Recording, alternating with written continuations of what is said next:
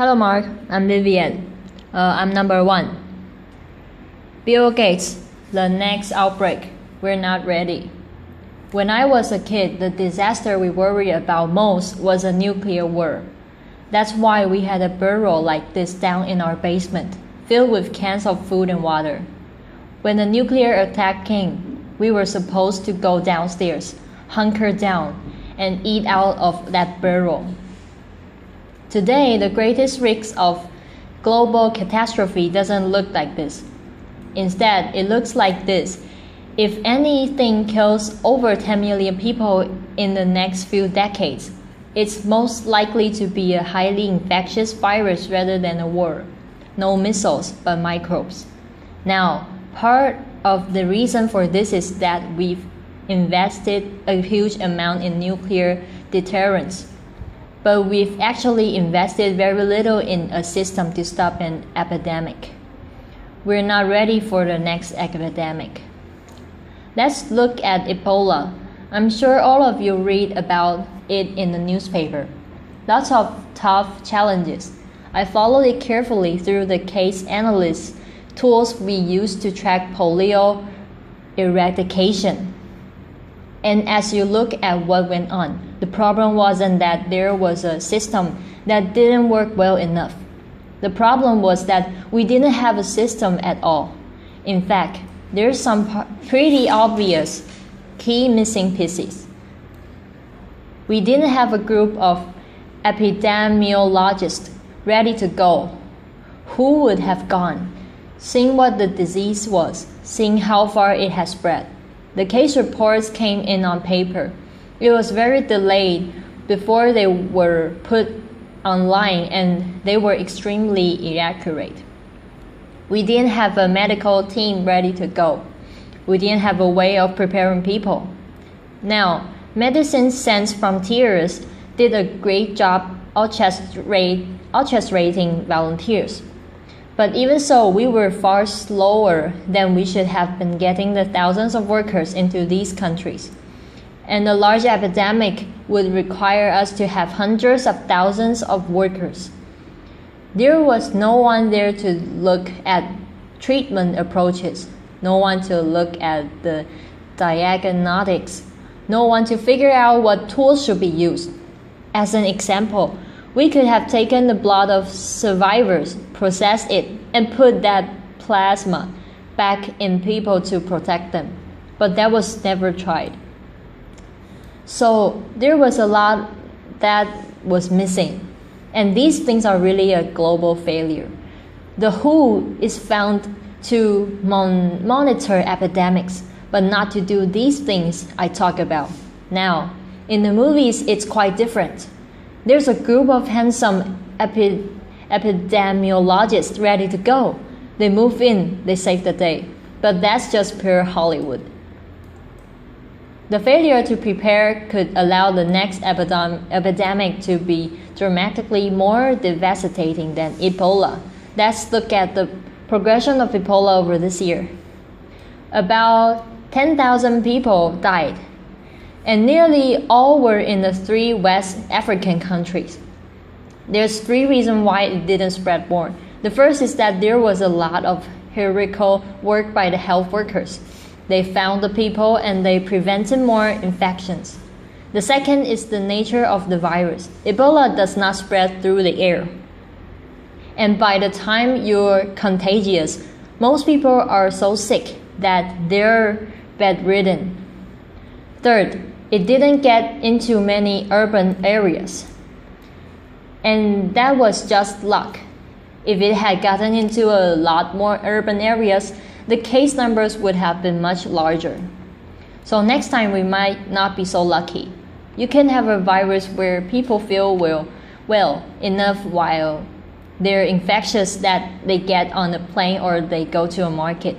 The source of the virus could be a natural epidemic like Ebola, or it could be bioterrorism. So there are things that would literally make things 1,000 times worse. In fact, let's look at a model of a virus spread through the air, like the Spanish flu back in 1918. So here's what would happen. It would spread throughout the world very, very quickly. And you can see over 30 million people die from the epidemic. So this is a serious problem. We should be concerned. But in fact, we can build a really good response system. We have the benefits of all the science and technology that we talk about here. We've got cell phones to get information from the public and get information out to them. We have satellite maps where we can see where people are and where they're moving. We have advances in biology that should dramatically change the turnaround time to look at the pathogen and be able to make drugs and vaccines that fit for that pathogen. So we can have tools, but those tools need to be put into an overall global health system, and we need preparedness. The best lesson, I think, on how to get prepared are again, what we do for soldiers, we have full time waiting to go. We have reserves that can scale us up to a large numbers. NATO has a mobile unit that can deploy very rapidly. NATO does a lot of war games to check. Are people well trained? Do they understand about fuels and logistics and the same radio frequencies? So they are absolutely ready to go. So those are the kinds of things we need to deal with in epidemic. What are the key pieces? First, we need strong health system in poor countries. That's where mothers can give birth safely. Kids can get all their vaccines. But also where we'll see the outbreak very early on, we need a medical reserve corps. Lots of people who've got the training and background who are ready to go with the expertise. And then we need to pair those medical people with the military, taking advantage of the military's ability to move fast, do logistics and secure areas. We need to do simulation, germ games, not war games, so that we see where the hosts are. The last time a germ game was done in the United States was back in 2001, and it didn't go so well. So far the score is germ. First, people, 0. Finally, we need lots of advanced R&D in areas of vaccine and diagnostics. There are some big breakthroughs, like the adeno-associated virus, that could work very, very quickly. Now I don't have an exact budget for what this would cost, but I'm quite sure it's very modest compared to the potential harm. The World Bank estimates that if we have a worldwide flu epidemic, global wealth will go down by over $3 trillion, and we'd have millions and millions of deaths. This investment offers significant benefits beyond just being ready for the epidemic.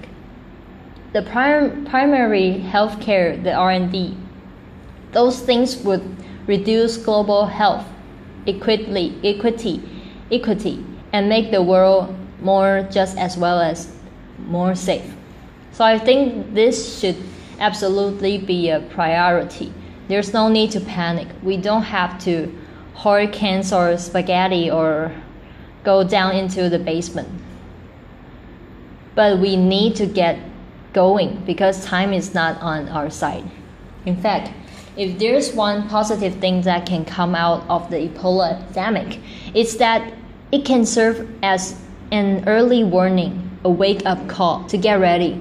If we start now, we can be ready for the next epidemic. Thank you.